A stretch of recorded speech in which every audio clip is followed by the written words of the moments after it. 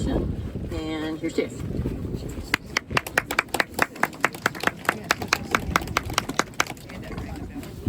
All right, can you hear me? I'm going to try to be as brief as possible. Give me 8 minutes, and I'm going to quickly walk you through the project that is proposed, and also what you can do. So, real quickly, React Alliance is a nonpartisan, nonprofit grassroots organization. We're all volunteer, and we are a single-issue organization with a mission to protect California's Central Coast from the destructive impacts of offshore wind. Woo! Yeah. Oh, I was going to say, good afternoon, Central Coast. Yeah. Woo!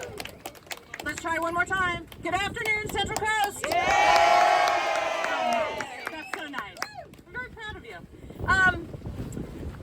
Let's see. So we're by Morro Rock, which is incredible. It's an iconic structure here. And just know that if offshore wind is developed in this area, the resulting industrialization of Morro Bay and Port San Luis will basically render our harbors, our ports, portions of our beach, and the coastline unrecognizable from offshore wind development. After approximately 20 miles off the coast, off of the Cambria-San Simeon area, 3 lease sites are in federal waters, and they take up 348 square miles of ocean. For those that are more familiar with land measurements, that's over 220,000 acres. The city of Morro Bay is 6,400 acres, just for comparison. The lease sites have been leased to 3 separate wind companies. The majority of those companies are foreign-owned, and they have plans to construct 300 floating offshore wind turbines in that area. Each turbine is expected to be 1,000 feet tall. Morro Rock, how many feet tall? 500. 576. 576, almost twice. Wow. The stacks at the plant, how tall? 500. Bingo, 2 of those. The turbines will be floating in 2,000 to 3,000 feet of water, and each turbine will be anchored to the ocean floor using 3 huge mooring chains. As one can imagine, those mooring chains that go down to the bottom will basically result in this entire area, 348 square miles or 220,000 acres, useless for any travel of or migration of marine species, fishing vessels, emergency response vessels. Between each or from each turbine, mid-water cables are then strung from each turbine to substations. And we don't hear much about substations, but there's expected to be 4 to 5 substations located in close proximity to the shore, plainly visible. Probably the best visual comparison to what those substations may look like are the oil platforms off Santa Barbara coast. Then from the substations, electricity is brought on shore with buried cables through our local beaches, causing disruption, potential intermittent beach closures, electromagnetic field exposure to humans and animals, and heat emissions. Dog beaches. Dog beaches, thank you, Betty.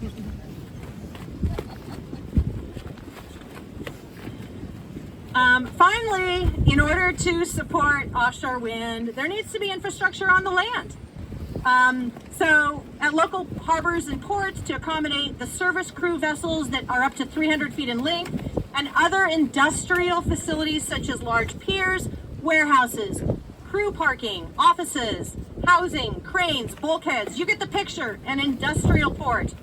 Due to the size of the vessels that need to come in from the offshore wind turbine lease sites in federal waters, Morro Bay and Port San Luis would very likely be dredged to accommodate the depth of those vessels, the draft of those vessels. Again, changing the complete face of both these ports. Prior to offshore wind construction, high decibel site surveys are conducted both in the offshore and the nearshore waters. These surveys have been going on for more than a year in our waters.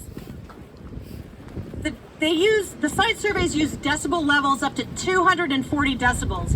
And when someone told me that, I thought, well, I have no comparison. So a really good comparison is that a rocket launch is 180 decibels. Those decibel levels are used hour after hour, day after day in the site surveys phase. Exposure to high decibel can significantly affect hearing, development, migration, and feeding of many marine species, including whales and dolphins.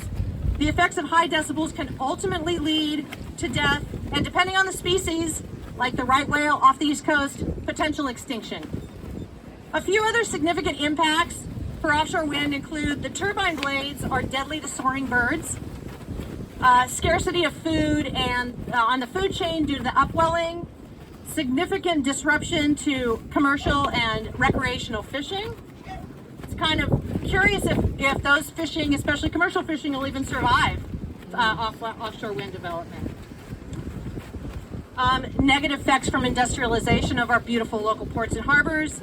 And then there's the blade failure. And I know that you've all probably heard, but in Nantucket, off Nantucket, there's a wind project called Vineyard 1, and they had one blade. Each turbine has 3 blades. One blade fell in the water with 60 tons of, and Paul's got a great Model. diorama. Yeah, that's not the wrong word.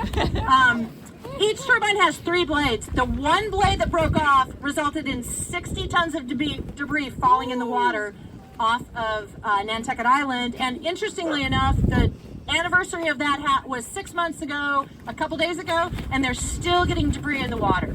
So think about what that might do to our coast. So offshore wind makes no sense, and it's only on the table because it's heavily subsidized to billions of dollars. Offshore wind has been pushed ahead and streamlined by our federal, state, and in some cases our local governments, while at the same time the public has been kept largely in the dark about this project. Add to that, much about the floating wind technology proposed for our coast is really unknown because it's floating wind technology. No similar large-scale floating projects have been done. In essence, you know what we are, we're guinea pigs for this really unknown technology. It's been amazing in an incredibly disturbing manner to see how our government agencies and others have embraced this project.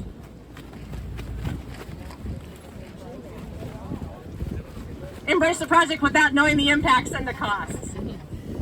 We've also seen on the East Coast, which is about 8 to 10 years ahead of us in offshore wind development, how many environmental watchdog groups have embraced offshore wind. But with further research, what we see is that many of these groups have received offshore wind donations, or another word could be hush money, or even another word could be bribes. That's what they do best. So now the call of action for you here today. First of all, be vocal, make sure your voice is heard, and question the governmental entities and other organizations that are pushing offshore wind. This starts by doing your best to educate yourself about offshore wind and about the impacts of offshore wind, and then let the powers that are pushing these projects know that you don't support offshore wind. If you come to that conclusion, which I think you will. The more public comment, public outcry, and better interaction, the better. And with this public interaction, the more likely these projects are significantly slowed or stopped altogether, which is what our goal is. Coming today is a great first step. Many of you we've seen before, and a ton of you we've never seen, so we are really excited that you're here. React Alliance has a great website. We list all the upcoming meetings, along with which many are available by Zoom, where you can speak about your concerns about offshore wind. We also provide talking points and a review of staff reports if that's helpful to you for your speaking. We routinely attend the California Coastal Commission. I think we always get a smile when they see us on there. A big smile. The State Water Board, State Lands, SLO Board of Supervisors, kind of the same thing. They really appreciate when we attend. Of course, the City of Morro Bay, Port San Luis, and a bunch of other groups.